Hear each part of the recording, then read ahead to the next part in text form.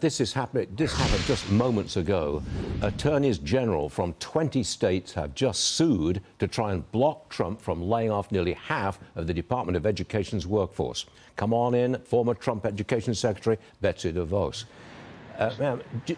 Betsy, are these layoffs kind of the backdoor way to shut down the whole department? Because you can lay people off, kind of really take them all out of the department without legislation. Well, President Trump is carrying through on his promise to dismantle the Department of Education, and Secretary McMahon is taking those steps to do just that. It is not cutting any statutory programs. It's not cutting any of the funding for education, but it is making a very clear statement that the bureaucratic jobs are not doing anything for children in states across the country. And Congress really needs to do its part here, too. They need to pass a budget that's going to block grant the funds for education back to the states and get it to a level where their decisions are going to be made closer to the kids they're serving. They have that opportunity. They also have a great opportunity to get past the federal tax credit, Education Choices for Children Act, that will support families in choices, making choices for their children that are right for them. Teachers Union boss Randi Weingarten says she's worried that the closure of the education department will put taxpayer money into private schools. She sees a problem with that. Do you? Not at all. First of all, it's not putting it into private schools. Any education education freedom program sends the money with the child that is supposed to be educated. It's a decision made by the families, and they decide where is the best fit for their child. It is not a government giving money to something that she claims is something totally different.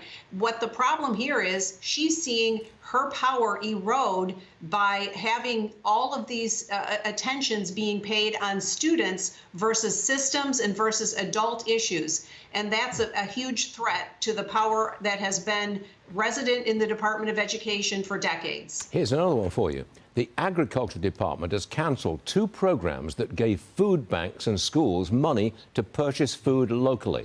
Now, that ends $1 billion in federal spending. What do you make of that, Betsy? Well, I know that there's a lot of effort going into identifying where things are being done effectively and efficiently and where they can be done better. And the school lunch program has not been part of the Department of Education. Again, so many siloed programs, so many things that are supposed to help students, and ultimately many of them are not actually helping students directly, but instead feeding and abetting and aiding the power massing and control in systems of adult jobs. Do you think that 4 years from now, at the end of President Trump's term, the Education Department will have been abolished? Well, that's going to require Congress to go along with that. But if that does not happen, I don't see 60 votes in the Senate right now to do that.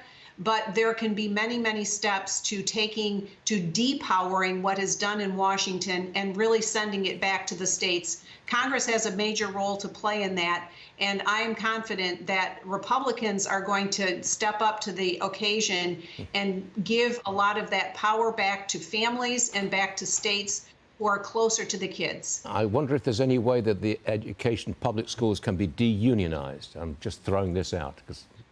Any chance?